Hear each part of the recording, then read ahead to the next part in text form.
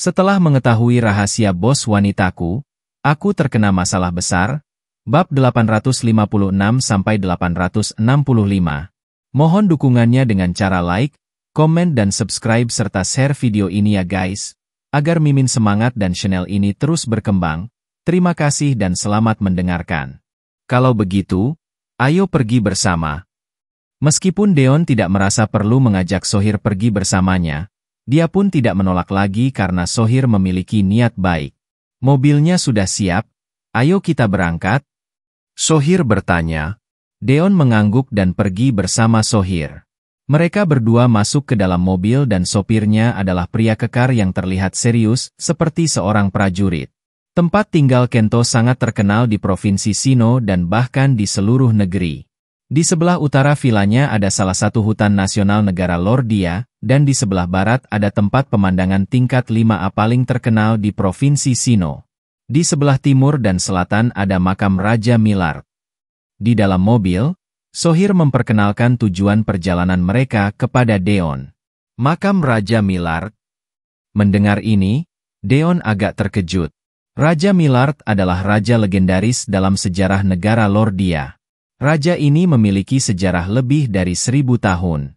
Berbeda dengan raja lainnya, Raja Millard ini menghabiskan separuh hidupnya bertarung dengan menunggang kuda sebelum menjadi raja, membawa perdamaian ke dunia dan mengakhiri kekacauan, juga mempersatukan negara Lordia. Setelah menjadi raja, dia menaklukkan seluruh wilayah dan memperluasnya. Itu bisa disebut raja yang menunggang kuda. Makam Raja Millard ini baru ditemukan beberapa tahun terakhir dan belum dibuka untuk umum. Sohir mengangguk dan berkata, "Jadi, meskipun aku punya kendali penuh atas kekuatan militer dan politik, masih sulit untuk turun tangan terhadap Kento. Selama dia bersembunyi di rumah, aku nggak bisa melakukan apapun padanya. Kalau serangan terlalu lemah, Kento sudah tidak asing lagi dalam merawat begitu banyak kultivator dan prajurit swasta. Kalau serangan terlalu sengit dan merusak hutan nasional atau makam Raja Millard, itu bukanlah tanggung jawab yang mampu dia tanggung. Aku mengerti. Tenang saja, aku nggak akan memberi mereka kesempatan untuk menyerang." Deon mengangguk, mengungkapkan pemahamannya tentang kesulitan Sohir. Baguslah kalau begitu. Menyelesaikan masalah ini dengan damai adalah yang terbaik. Sohir menggila napas liga. Menanggapi kata-kata ini, Deon hanya tersenyum dan tidak menanggapi. Setengah jam kemudian, mobil berhenti. Ini Villa Kento. Setelah keluar dari mobil, Sohir menunjuk ke arah gedung tidak jauh dari sana dan berkata, "Disebut villa, tetapi lebih mirip benteng. Ada tembok tanah setinggi 3 meter yang menghalangi seluruh villa di tengahnya." Deon curiga meskipun menggunakan roket, tidak ada cara untuk merobohkan tembok ini. Sohir berjalan ke pintu dan mengetuknya. Tidak lama kemudian, penjaga keluar. "Pergi dan laporkan kepada kepala keluargamu kalau Sohir ingin bertemu dengannya." Penjaga itu menatap Sohir dan mengangguk saat melihat auranya yang luar biasa. "Tolong tunggu sebentar." Penjaga itu pergi sebentar, kemudian pintu terbuka bagi Sohir dan Deon. Setelah itu, seorang pria berusia 30-an memimpin sekelompok orang berjalan menuju pintu dengan langkah cepat. "Tamu langka. Tamu langka." Merupakan kehormatan bagi kediaman sederhanaku bisa menerima kunjungan ketua Sohir. Orang yang datang tidak lain adalah Kento. Kalau rumah Pak Kento dibilang sederhana, bukankah rumah yang kutinggali lebih buruk daripada rumah kumuh? Sohir mengulurkan tangan dan berkata sambil tersenyum. Kento yang awalnya membuka tangannya untuk memeluk Sohir, hanya bisa menurunkan tangan untuk memegangnya. Ketua Sohir menunjukkan kalau kami nggak tahu bagaimana memperlakukan tamu. "Pak Yusman, bukankah kamu masih punya villa di tengah gunung yang belum bisa kamu jual? Cepat berikan kuncinya kepada ketua Sohir dan biarkan dia memberimu nasihat." Begitu dia muncul, Kento menawarkan umpan yang sulit ditolak. "Pak Kento melucu, rumah mewah nggak sebagus rumah kumuhku. Aku benar-benar nggak terbiasa tinggal di villa besar itu. Selain itu, apanya yang disebut ramah tamah? Kelak aku akan tinggal di Provinsi Sinnoh untuk waktu yang lama dan bisa dianggap sebagai setengah orang dari Provinsi Sinnoh." Sohir berkata dengan datar. Meskipun Kento memuji Sohir dalam ucapannya, dia juga menunjuk pada Sohir dan memberitahunya kalau Sohir hanyalah pendatang baru, sementara Kento sendiri adalah pemimpin dan penguasa di Provinsi Sinnoh. Setelah mendengar kata-kata Sohir yang datar, antusiasme di wajah Kento agak memudar. Dia juga mengira Sohir mengambil inisiatif untuk berkunjung sebagai tanda niat baik. Karena ketua Sohir nggak terbiasa tinggal di sini, aku nggak akan memaksamu. Silakan masuk ke dalam. Kento menyambut Sohir di rumahnya. Deon yang selalu berada di sisi Sohir dianggap sebagai sekretarisnya dan tidak menarik perhatian. Pak Kento, hari ini aku datang mendadak itu karena permintaan seseorang. Aku ingin kamu membantuku dengan sesuatu. Setelah duduk dan mengobrol sebentar, Sohir menegakkan kepala dan mulai bicara serius. Oh, Siapa yang punya reputasi sebesar itu? Ketua Sohir baru datang dan karena kamu sudah mengatakannya, aku pasti akan membantumu sebisaku. Awalnya Kento terkejut, lalu dia menepuk dadanya dan membuat janji besar. Oke, ada rumor yang menyebar kalau Pak Kento adalah orang yang murah hati dan itu memang benar. Izinkan aku memberitahumu, kuharap Pak Kento bisa menarik tenaga kerja dari ladang minyak dan jaringan pipa transmisi listrik secepat mungkin, lalu menjalani prosedur serah terima. Sohir mengangguk dan berkata. Mendengar ini, raut wajah Kento tiba-tiba menjadi muram. Ternyata ketua Sohir datang untuk masalah ini. Kalau ini masalahnya, maaf, aku nggak bisa membantumu. Kento berkata dengan nada dingin. Sohir mengerutkan kening dan hendak berbicara, tetapi Deon menyela.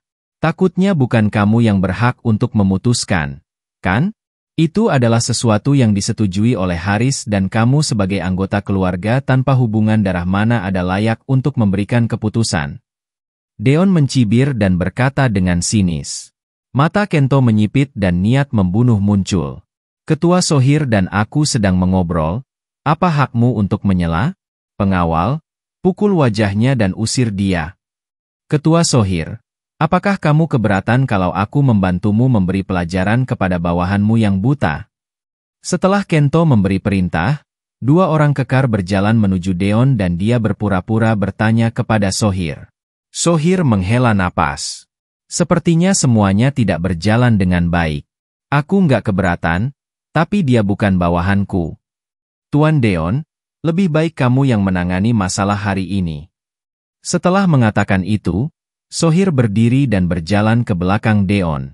Sebelum keluar dari mobil, Sohir menyarankan agar dia mencoba berbicara lebih dulu dan menyelesaikan masalah ini dengan damai. Deon setuju, jadi dia tidak pernah maju. Akan tetapi, yang jelas Kento tidak berniat memberi Sohir muka. Dengan kata lain, Sohir sama sekali tidak mendapatkan muka dari Kento. Melihat adegan ini, kepala Kento hampir pecah. Apa-apaan ini? Sohir adalah pemimpin militer dan politik di Provinsi Sinnoh. Apa identitas pemuda yang terus diam ini? Kedua pria kekar itu menoleh ke arah Kento dan bertanya dengan mata mereka, masih perlu pukul nggak? Kento mengedipkan mata dan memberi isyarat agar mereka mundur. Jadi, kedua pria kekar itu berbalik dan pergi dengan putus asa. Bukankah kamu bilang mau pukul mukaku? kok pergi? Deon mengangkat sudut bibirnya dan bertanya sambil mencibir. Maaf, kamu ini tuan muda dari keluarga mana? Kento mengerutkan kening dan bertanya dengan suara kecil. Dia tidak berani bertindak gegabah sampai benar-benar memahami identitas Deon. Bagaimanapun, pemuda ini bisa membuat Sohir menunjukkan sikap hormat. Aku bukan tuan muda dari keluarga manapun, tapi Haris kalah dariku. Sekarang aku memegang 51% ladang minyak dan jaringan pipa transmisi listrik keluarga Wison di Provinsi Sinnoh. Haris sendiri setuju untuk mengalihkan hak pengelolaan kepadaku. Deon berkata dengan nada dingin. Mendengar ini, raut wajah Kento berubah dan tatapannya dipenuhi dengan niat membunuh. Kamu si Deon itu? Kento bertanya dengan gigi terkatup. Benar? Bahkan kepala keluarga Wison bukanlah tandinganku. Apa kamu pikir kamu bisa menimbulkan masalah bagiku? Kusarankan kamu untuk lebih sadar agar aku nggak perlu melakukannya sendiri. Deon mengangguk dan berkata dengan angkuh. Kento mencibir dan berkata dengan sinis. Aku sudah menduga Haris akan kalah darimu. Dia sudah tua dan gak bisa lagi mengendalikan bisnis besar keluarga Wison. Apa kamu pikir anak buah di bawah komandomu lebih kuat daripada 8 tim militer Wison sewaan keluargamu? Deon mengangkat alisnya. Bahkan dia harus mengakui 8 tim militer Wison sewaan keluarga Wison termasuk di antara master kelas 1 di seluruh dunia kultivasi. Ada begitu banyak seniman bela diri di Provinsi Sinnoh, dan ada banyak orang yang lebih kuat dari mereka. Kamu nggak tahu dan aku cuma bisa bilang kalau pengetahuanmu sangat dangkal. Setelah mengatakan itu, Kento bertepuk tangan. Kemudian, beberapa sosok yang mengenakan jubah hitam keluar. Mereka berjalan di belakang Kento dan mengangkat topi mereka bersama-sama, memperlihatkan wajah mereka yang terukir dengan pola iblis. Deon tertegun sejenak melihat penampilan mereka, lalu wajahnya terlihat agak aneh. Orang-orang ini, dari segi kekuatan memang lebih kuat dari 8 tim militer Wison. Hanya saja, Inam Putra Iblis Menyapa Pak Kinto. Keenam orang ini adalah 6 putra iblis yang pernah mencapai ketenaran besar di Provinsi Sinnoh. Kemudian, mereka seolah telah menghilang dari dunia dan tidak ada kabar tentang mereka. Tidak disangka mereka telah direkrut oleh Kento. Aku mau kalian membunuhnya. Bisa nggak? Kento menunjuk ke arah Deon dan bertanya dengan suara kecil. 6 putra iblis menatap Deon dengan senyuman sinis.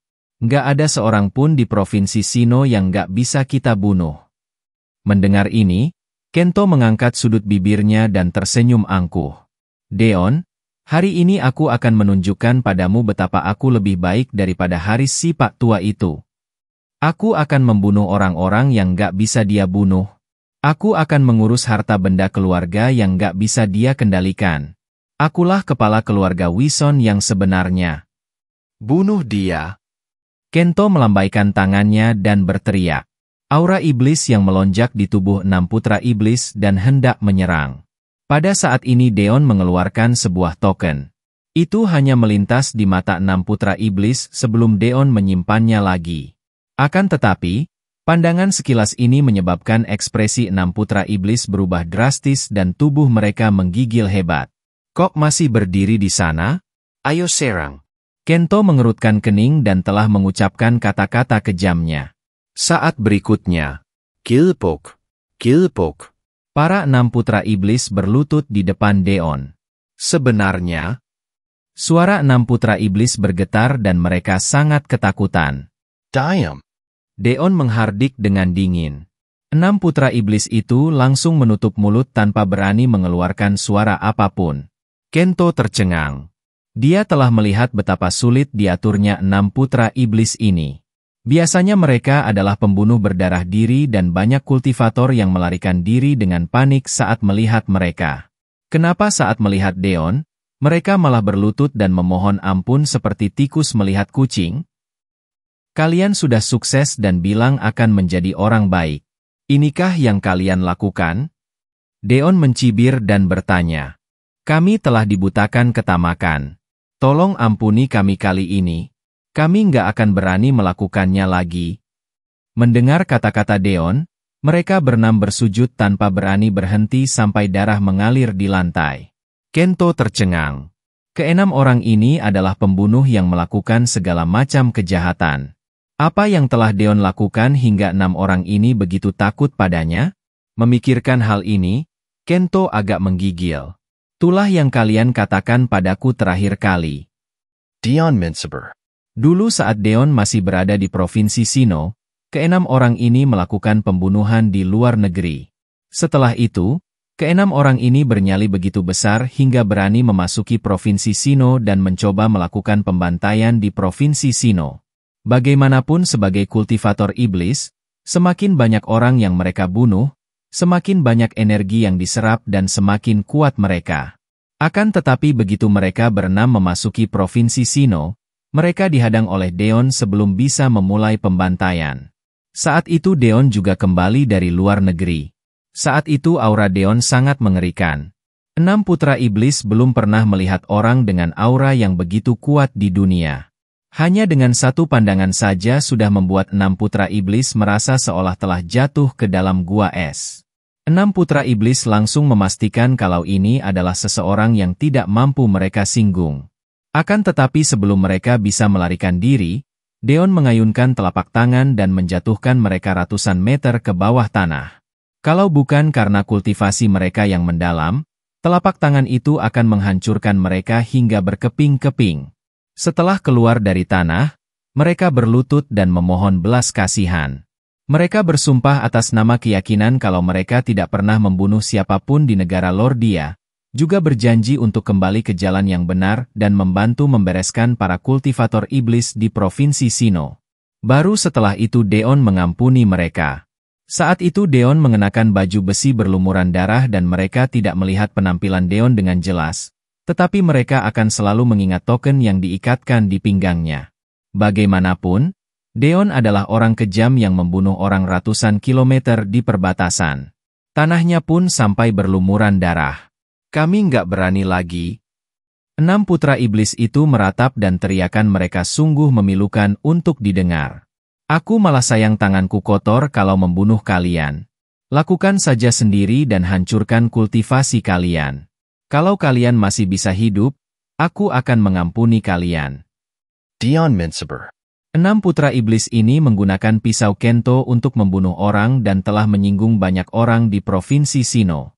Tanpa kultivasi mereka, Kento tidak akan bisa melindungi mereka lagi. Deon tidak percaya mereka masih bisa bertahan hidup. Setelah mendengar permintaan Deon, 6 putra iblis mematung. Mereka semua mengetahui akibat dari menghancurkan kultivasi sendiri. Akan tetapi, apakah mereka masih punya pilihan? Kalau menghancurkan kultivasi sendiri, mungkin mereka masih memiliki peluang kecil untuk bertahan hidup. Kalau Deon menyerang, mereka pasti akan mati. Alhasil, 6 putra iblis itu menggertakkan gigi dan menghancurkan kultivasi mereka. Seiring dengan suara yang teredam, roh 6 putra iblis menjadi lemah dan mereka jatuh ke lantai tanpa bisa bergerak. Enyahlah! Deon mengusir mereka semua. Pak Kento, sekarang apa lagi yang bisa kamu andalkan?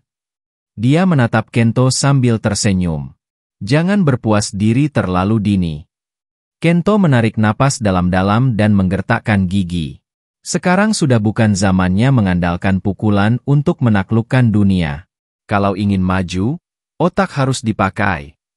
Kento menggertakkan gigi dan mengeluarkan alat pengendali dari sakunya. Aku sudah mengubur sejumlah besar bom di bawah villa ini, hutan nasional negara Lordia dan makam Raja Millard. Selama kamu berani menyerang, aku akan langsung meledakkan semuanya. Wajah Kento sangat tegas dan matanya merah. Terlihat orang ini benar-benar berani menekan tombol peledakan. Bagi keluarga Wison, kehilangan ladang minyak dan jaringan pipa listrik hanyalah sebuah cedera serius. Akan tetapi, itu adalah segalanya yang Kento miliki. Ketidaktaatannya menunjukkan sifat aslinya. Kalau ladang minyak dan jaringan pipa transmisi listrik hilang lagi, yang tersisa baginya hanyalah kematian yang mengenaskan. Enyahlah dari Provinsi Sinnoh sekarang juga. Kalau kamu berani mencoba menginginkan ladang minyak dan pipa transmisi, aku akan meledakkan bom. Kurasa nggak ada di antara kalian yang mampu menanggung konsekuensi ini, kan? Tempat indah ini dikunjungi ribuan turis setiap hari. Hutan nasional adalah harta nasional dan makam Raja Millard adalah peninggalan budaya yang penting. Kalau sampai dihancurkan, kalian semua akan menjadi pendosa negara Lordia. Kalau aku kehilangan ladang minyak dan jaringan pipa transmisi, aku akan mati. Jadi, jangan ragukan tekadku. Kalau kalian berani memaksaku lagi, aku akan menekan tombol peledakan. Kento berteriak histeris. Melihat penampilannya, Sohir bercucuran keringat dingin. Tenanglah. Dia sangat takut Kento akan menekan tombolnya. Nyawanya tidak penting, tetapi seperti yang Kento katakan, apapun yang hancur di sekitar sini tidak bisa diperbaiki dan akan menyebabkan rasa sakit yang luar biasa bagi seluruh negara Lordia. Semuanya bisa dibicarakan, taruh alat itu dulu. Sohir mencoba menurunkan nada suaranya dan membujuknya. Gak ada yang perlu dibicarakan. Satu-satunya cara adalah kalian lupakan ladang minyak dan jaringan pipa transmisi listrik. Kalau enggak, aku akan menekan tombolnya. Kento berkata dengan suara serak. Sohir menatap Deon dengan tatapan memohon di matanya. Mungkin dengan kekuatan Deon, mereka bisa selamat dari ledakan ini. Akan tetapi, harta berharga di sekitar sini tidak bisa. Biarkan saja dia menekan tombolnya. Tidak disangka, Deon mengangkat sudut bibirnya dan memperlihatkan senyuman sinis. Sohir membelalakan mata dan dia tidak percaya apa yang terlontarkan dari mulut Deon. Kamu pikir aku nggak berani, kan? Kento memegang alat pengendali peledakan dengan erat dan mundur beberapa langkah. 1. Aku tahu kamu hebat, tapi jangan pernah berpikir untuk membunuhku dan mengambil alat ini. Alat ini terhubung dengan tanda-tanda vitalku. Selama jantungku berhenti berdetak, ini otomatis akan langsung meledak. Tuan Deon. Ayo mundur dan tenangkan dia dulu. Sohir terus mengedipkan mata pada Deon, suaranya gemetar karena ketakutan. Sudah kubilang, gak akan ada kesempatan baginya untuk menyerang. Deon hanya berkata dengan datar. Lalu, dia berjalan mendekati Kento. Jangan mendekat, aku benar-benar akan menekannya. Wajah Kento memucat dan dia berteriak. Tekanlah. Kalau nggak tekan, aku akan meremehkanmu. Deon mencibir dan berjalan menuju Kento. Kamu yang memaksaku melakukan ini. Kalian semua matilah bersamaku. Kento terlihat garang dan menekan tombol peledakan. Saat ini Sohir merasa seolah akan terkena serangan jantung. Akan tetapi, pada saat yang sama, Deon menghentakkan kaki dengan kuat. Gelombang tak terlihat menyebar di bawah kakinya dan mencakup radius ratusan kilometer. Engong. Sinyal ledakan telah diblokir sepenuhnya dari tanah. Meladakla. Kokleta Canyon Gakelahaten? Deon menghampiri Kento dan menampar wajahnya dengan keras. Kento tercengang. Mana bombku? Dia terus menekan tombol peledakan dan berkata dengan putus asa. Bommu ada di bawah tanah, tapi kamu nggak tahu apa-apa tentang kekuatan mutlak. Deon meremukkan tangan Kento yang memegang alat pengendali peledak dan menepis alat pengendali tersebut. Mata Sohir terbelalak dan bola matanya hampir jatuh. Tadi bilang tidak akan ada kesempatan untuk menyerang. Inikah caranya? Gunakan kekuatan mutlak untuk langsung menghancurkan semua bom? Deon melemparkan alat pengendali kepada Sohir dengan santai. Sohir buru-buru menangkapnya seolah memegang barang berharga. Kuserahkan tempat ini padamu. Deon melirik Kento yang terkulai di lantai dengan tatapan kosong dan berkata dengan bosan. Semua semangat Kento telah hancur, jadi semoga dia tidak akan bisa membuat onar lagi. Hal berikutnya yang perlu Deon lakukan adalah mengatur agar masyarakat mengambil alih ladang minyak dan jaringan pipa listrik. Akan tetapi, Deon masih ragu siapa yang harus mengelolanya. Begitu keluar dari Villa Kento, ponsel Deon bergetar hebat. Deon mengeluarkan ponselnya dan tercengang saat melihat sederet riwayat panggilan tidak terjawab. Ada belasan panggilan dari Janich, yang pertama lebih dari setengah jam yang lalu. Saat ini dia baru sadar sepertinya Kento telah memasang pengacau sinyal di rumah. Selain panggilan tak terjawab, Janich juga mengirimkan beberapa pesan. Tuan Deon, bisakah kamu meminjamkanku 20 miliar? Ayahku berhutang 20 miliar di kasino. Tenang saja, aku akan mengembalikan uang itu kepada kamu sesegera mungkin. Kalau memungkinkan, bisakah kamu mentransfer uang itu ke kartuku? Nomorku. Tuan Deon, aku tahu ini lancang, tapi aku benar-benar nggak punya pilihan selain mencarimu tanpa malu. Nggak peduli kamu bersedia meminjamnya atau nggak. Aku akan mengingat kebaikanmu. Tolong balas aku sesegera mungkin. Terima kasih. Pesan terakhir dikirim 10 menit yang lalu.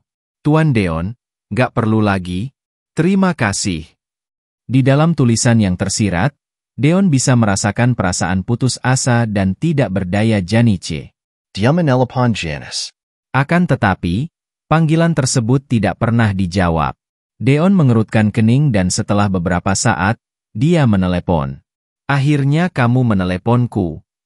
Panggilan itu langsung tersambung dan suara penuh semangat Sally terdengar dari ponsel. Deon langsung teringat penampilan gila wanita itu di atas kasur. Sejujurnya, Deon masih agak takut dia menjadi seperti ini. Bukan karena takut dikalahkan dan tidak bisa bangun dari kasur, melainkan karena lawannya sudah lelah dan masih terlihat seolah ingin melahapnya hidup-hidup. Kalau hal tersebut benar-benar terjadi, kemungkinan ayah Sally sang kepala keluarga Yasna tidak akan berani berjalan dengan kepala tegak saat keluar rumah di kemudian hari.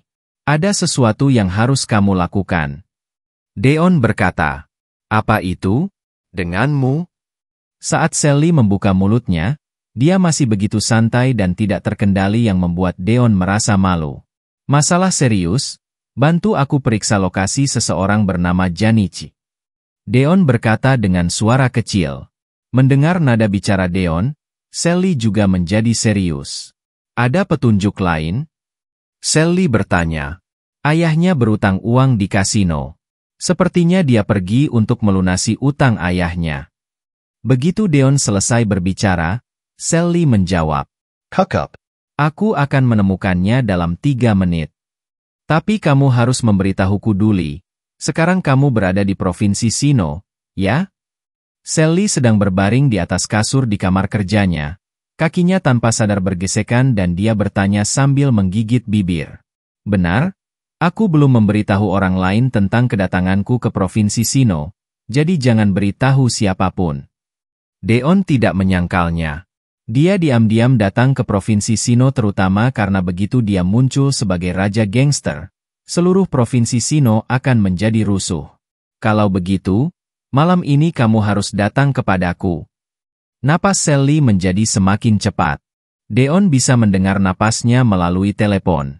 Tunggu saja sampai masalahku selesai. Deon langsung menutup telepon. Dia merasa kalau telepon terus tersambung, takutnya dia akan mendengarkan suara yang luar biasa. Sally bilang 3 menit, tetapi ternyata dia mengirimkan informasi lokasi Janichi dalam waktu kurang dari 2 menit. Lokasinya berpindah menurut waktu aslinya, plat nomor tujuannya adalah titik merah yang ditandai di peta, yaitu kasino bawah tanah besar dan bank bawah tanah di Provinsi Sino. Demikian isi pesan dari Sally. Deon langsung masuk ke dalam mobil dan pergi ke kasino bawah tanah. Tuan, tolong berhenti. Ini adalah klub pribadi dan dilarang masuk tanpa izin. Di pintu masuk kasino bawah tanah, penjaga menghentikan Deon. Bukankah ini kasino? Aku datang untuk bermain. Deon mengerutkan kening dan terlihat kesal. Kedua penjaga pintu itu saling memandang. Tuan, begini. Kalau kamu datang ke tempat kami untuk pertama kalinya, kamu harus memenuhi beberapa batasan. Ini juga demi para tamu di dalam.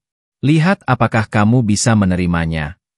Syarat pertama, diperlukan verifikasi modal pribadi lebih dari 20 miliar.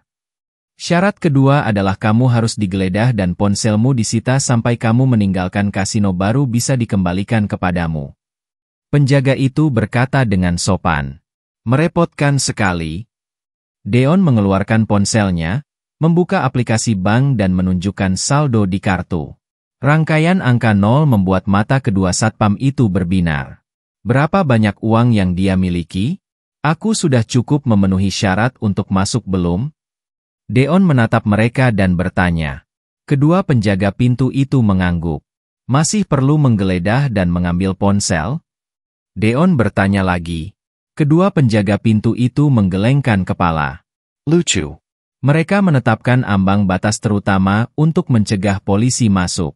Kalau ada polisi yang punya uang sebanyak itu, mereka juga akan menerimanya. Meskipun mereka menjual seluruh kasino, jumlahnya tidak akan sebanyak uang di kartu. Deon memasuki kasino bawah tanah. Lantai pertama kasino itu penuh dengan berbagai permainan dan mata banyak orang memerah, jelas mereka telah kehilangan uang. Di lantai 2 ada ruangan pribadi dengan pintu tertutup, tempat para pemain besar berada. Deon berjalan di lobi di lantai pertama dengan tenang, energi sejatinya tanpa sadar menyebar dan menjelajahi setiap sudut kasino. Deon mengernyitkan dahi. Kok dia tidak menemukan Janichi? Akan tetapi berdasarkan lokasi yang diberikan oleh Sally, Janice jelas-jelas datang ke kasino bawah tanah ini. Mungkinkah di sini ada ruangan yang bisa menghalangi energi sejatinya? Deon berpikir sejenak, kemudian berjalan ke tempat pertukaran chip dan langsung menukar 20 miliar chip. Uang sebanyak itu langsung menarik perhatian manajer kasino. "Tuan, mau pergi ke ruangan di lantai 2? Manajer kasino maju dan bertanya sambil tersenyum. Ini adalah dewa kekayaan. Tidak lama lagi, 20 miliar itu akan menjadi milik kasino mereka. Jangan khawatirkan aku akan berkeliling santai." Deon melambaikan tangannya dan berjalan ke meja yang sedang bermain dadu. Di meja, bandar baru saja memulai putaran. Deon meliriknya dan melemparkan 20 miliar chipnya ke tumpukan besar. Bandar itu tertegun sejenak, lalu diam-diam melirik ke arah manajer. Manajer kasino diam-diam menggelengkan kepalanya. Bukal, cangkir dadu dibuka, ternyata ada 6, 5 dan 5 di dalamnya. Bizarre. Beberapa penjudi di meja berteriak kegirangan, sementara yang lain terlihat putus asa. Hanya dalam waktu sesingkat itu, 20 miliar Deon berubah menjadi 40 miliar. Menang beberapa kali hanyalah keberuntungan. Manajer kasino tidak peduli. Lagi pula, kalau memperlakukan mangsa gemuk dan tidak membiarkannya menikmati kemenangan terlebih dahulu, mana mungkin dia akan mengambil umpannya? Kali ini Deon memberikan semua 40 miliar di tangannya pada sisi kecil. Melalui pancalan sermon pada kanker dadu, Bandar melihat sisirang memberi isyarat kepadanya di sudut tertentu. Jadi, dia melepaskan tombol yang dia injak dan membuka cangkir dadu. 2, 3, 4, kecil. 4,0 miliar berubah menjadi 80 miliar lagi. Di babak ketiga, Deon langsung memberikan 80 miliar pada 3 angka sama. Ini adalah 3 dadu mempunyai angka yang sama persis. Betapa kecilnya peluang ini. TTU 80 miliar. Kok bertaruh 80 miliar dengan peluang sekecil itu? Banyak orang merasa Deon terbawa suasana dan kehilangan akal sehatnya. Akan tetapi, ekspresi bandar berubah. Tentu saja dia tahu ada 3 angka sama di dalam cangkir dadu. Deon menebak dengan benar 3 kali berturut-turut. Bahkan orang bodoh pun akan menyadari ada yang salah. Dia bertemu dengan seorang master. Orang yang terpantul di cangkir dadu membuat gerakan mengusap lehernya. Bandar menekan tombol kaki. Dadu di dalam cangkir dadu menggelinding. Bibir bandar itu agak melengkung. Sekalipun dia seorang master dan bisa membedakan dadu dengan mendengarkan suaranya. Apa gunanya? Yang ini akan membuatnya sekarat. Dia langsung membuka cangkir dadu. 3 angka sama? Kok bisa begini? Bandar itu terkejut. Terdengar teriakan seru di meja judi. Apanya yang bisa begitu? Mungkinkah kamu bisa mengendalikan dadu di cangkir dadu ini? Deon menatap bandar itu sambil tersenyum dan bertanya. Bandar itu tahu dia telah melakukan kesalahan dan segera tutup mulut. "Tuan, saat ini modal judimu sudah melebihi batas lobi. Kalau kamu masih ingin melanjutkan permainan, silakan pindah ke ruangan pribadi di lantai 2. Manajer kasino bergegas mendekat dan berkata dengan sopan. Akan tetapi dari sudut matanya, Deon melihat beberapa orang lagi di pintu masuk dan keluar kasino. 3 angka sama 1:3. Dalam satu permainan, 80 miliar Deon berubah menjadi 240 miliar. Bagaimana kasino bisa membiarkan dia mengambil semuanya? Deon yakin selama dia menolak dan keluar dari kasino, seseorang akan segera menyerangnya. Kalau begitu, aku akan pergi ke lantai 2. Deon mengambil chip dan mengikuti manajer kasino ke ruangan di lantai 2. Di dalam ruangan, seorang pria bermata satu dengan penutup mata di salah satu matanya duduk di meja permainan. Dia tiba-tiba menoleh dan menatap Deon yang masuk ke dalam ruangan dengan tatapan tajam. "Mau main apa?" Orang itu bertanya dengan suara muram dan serak. "Terserah, aku nggak masalah." Deon mengangkat bahu dan duduk di seberangnya. "Kalau aku yang main, harga awal biasanya 2 triliun. Sanggap enggak? Pria bermata satu itu bersandar dan berbicara dengan aksen negara Yordu tertentu. 2 triliun itu terlalu kecil. Ayo kita jadikan 4 triliun. Deon berkata sambil tersenyum. Sulit untuk mengatakan apakah kasino ini memiliki 4 triliun atau tidak. Oke, pergi dan tukarkan chip. Pria bermata satu itu setuju tanpa ragu. Dia dikenal sebagai setan penjudi di jalan negara Yordu yang telah menciptakan rekor ribuan permainan judi tanpa kalah. Tidak peduli berapa banyak uang yang dia keluarkan, tidak mungkin dia akan kalah. Deon juga mengeluarkan kartu banknya dan menukar triliun chip. Tidak lama, 8 triliun chip ditempatkan di atas meja. Berita itu menyebar dan menimbulkan kehebohan. Takutnya ini bisa disebut pertaruhan abad ini, kan? Banyak orang yang menyaksikan taruhan ini, tetapi tidak ada yang mendukung Deon. Yang duduk di hadapannya adalah iblis penjudi. Ada puluhan lawan yang bunuh diri karena kalah darinya. Main apa? Di dalam ruangan, pria bermata satu itu menatap Deon dengan rasa kasihan dan kekejaman di matanya. 4 triliun. Saat pemuda ini kehilangan 4 triliun, apakah dia akan menangis dan pingsan atau bunuh diri? Kalau bunuh diri, bagaimana caranya dia bunuh diri? Ini sangat menarik. Men, mau bandingkan besar kecil atau sisi? Deon berkata dengan santai. Oke. Mari kita bandingkan besar kecilnya.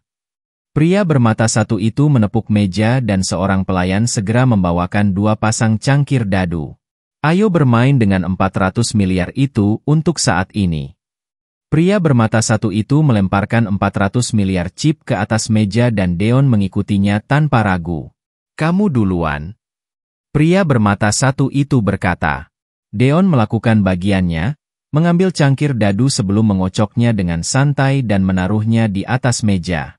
Melihat teknik Deon yang asing dan tidak profesional, seringai sinis muncul di sudut bibir pria bermata satu itu. Tidak lama kemudian, pria bermata satu itu meraih cangkir dadu dan mengocoknya dengan berbagai pola di udara. Akhirnya, dia membantingnya ke atas meja dan membukanya dengan penuh percaya diri. 5 angka 6. Kamu kalah. Pria bermata satu itu mengangkat sudut bibirnya dan berkata. Deon meliriknya dan perlahan membuka cangkir dadu. Ini juga 5 angka 6. Raut wajah pria bermata satu itu membeku. Gerakan lemah Deon saat mengocok dadu membuatnya sia-sia saja mendengarkan suaranya. Oleh karena itu, dia tidak menyangka Deon juga bisa mengeluarkan 5 angka 6. Dia pasti hanya beruntung. Akan tetapi pada 6 ronde berikutnya, raut wajah pria bermata satu itu semakin jelek. Dalam 6 ronde, keduanya menghasilkan 5 angka 6 berturut-turut. Bocah, kamu ini berpura-pura lemah untuk membuatku lengah? Kamu yang memaksaku. Pria bermata satu itu menggertakkan gigi dan berkata.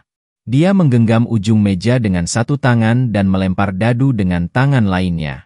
Aliran energi sejati mengalir ke dalam cangkir dadu Deon. Ada Geteran Lembet. 5 dadu di kanker dada hanker. Deon bersikap seolah tidak sadar. Kali ini kamu pasti akan kalah. 1. Sudah memikirkan apa yang akan kamu lakukan setelah kehilangan 2 miliar ini. Kulihat kamu punya bakat yang bagus. Selama kamu berlutut, bersujud padaku 3 kali dan memanggilmu sebagai gurumu, aku bisa menyerahkan setengah dari 4 triliun itu padamu. Pria bermata satu itu menurunkan cangkir dadu dan berkata sambil tersenyum. Kali ini keduanya memasang triliun chip mereka sendiri. Apa kamu layak? Deon mencibir dan mengangkat cangkir dadu. 5 angka 6. Pria bermata satu itu membelalakan mata dengan wajah tidak percaya. Kok bisa begini? Dia sangat yakin tadi energi sejatinya telah menghancurkan dadu Deon. Pria bermata satu itu membuka cangkir dadunya dengan panik. Di dalamnya ada 5 buah dadu yang telah hancur total. Dasar curang. Pria bermata satu itu membanting meja dan berteriak dengan marah. Apa kamu punya bukti? Deon bertanya sambil tersenyum. Pria bermata satu itu menggertakkan gigi. Dia benar-benar tidak mengerti bagaimana Deon melakukannya. Meja judi itu panjangnya lebih dari 2 meter. Keduanya duduk di satu sisi. Tidak peduli seberapa cepat Deon bergerak, dia tidak bisa mengganti cangkir dadu mereka. Pria bermata satu itu menarik napas dalam-dalam dan duduk kembali. Tukarkan aku dengan 8 triliun chip lagi. Dia berkata dengan suara kecil, nadanya dingin dan penuh dengan niat membunuh. Aku berani bertaruh 8 triliun padamu untuk yang satu ini, ditambah 1 nyawa. Apa kamu berani? Pria bermata satu itu menatap Deon. Dadumu rusak? Apa yang kamu pertaruhkan denganku? Deon mengangkat alisnya dan bertanya. Siapa bilang sudah nggak bisa bertaruh kalau dadunya rusak? Pria bermata satu itu tertawa dan membuka penutup matanya. Itu adalah sepasang mata yang gelap dan kosong dengan kabut hitam mengalir keluar seperti gerbang neraka. Karena kamu nggak takut, apa yang harus aku takuti? Deon mengangkat bahu. Deon tidak perlu menukarnya. Dia memenangkan 4 triliun dari si bermata satu ditambah modalnya. Itu cukup untuk 8 triliun. Kamu duluan atau aku? Deon melemparkan 8 triliun chip yang telah ditukarkan ke atas meja dengan wajah santai dan puas. Seolah itu bukan 8 miliar, melainkan 40 koin permainan. Kamu. Setelah mengatakan itu, pria bermata satu itu tiba-tiba tertawa gugup. Lupakan saja. Nanti setelah kita selesai bermain nanti, aku akan meninggalkan 100.000 untukmu. Kamu bisa naik taksi ke rumah sakit dan periksa otakmu. Deon terdiam saat dia mengambil cangkir dadu dan mengocoknya. Tiba-tiba, ada banyak hantu jahat yang terbentuk dari kabut hitam melayang keluar dari mata gelap dan kosong pria itu sebelum bergegas menuju Deon. Mengocok dadu pun nggak bisa, mana poinnya? Kali ini kamu pasti akan kalah. Pria bermata satu itu tersenyum licik. Dion Minsaber. Lalu, dia membuka mulutnya. Omen dua singa. Raungan suci menyebar ke seluruh kasino. Suara ini seolah memiliki efek menjernihkan hati. Di kasino, semua penjudi yang kecanduan judi berdiri dengan mata linglung. Semua hantu kabut hitam yang menerkam Deon menghilang dalam auman Dewa Singa. Satu pria bermata satu itu menghadapi auman Dewa Singa, lalu semua kabut hitam menghilang dari matanya yang gelap dan hampa. Darah mengalir dari matanya.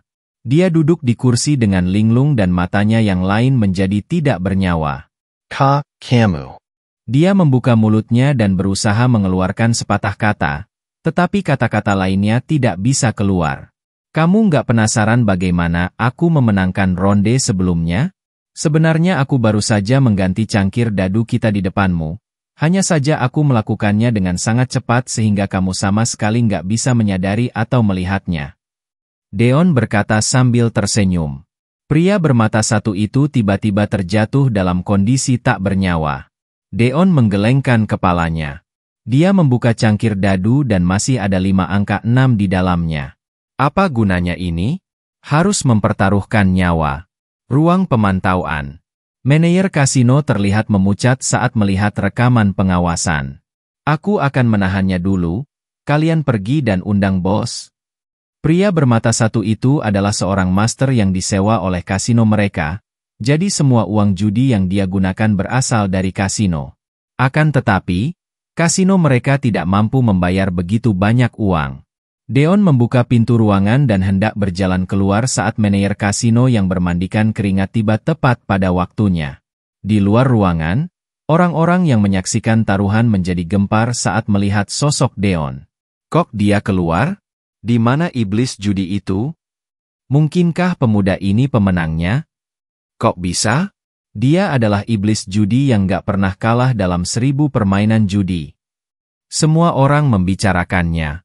Tuan, bisa luangkan waktu sebentar untuk mengobrol? Manajer kasino berdiri di depan Deon dengan senyuman di wajahnya. Oak. Deon menatapnya beberapa kali, lalu berbalik dan berjalan kembali ke ruangan.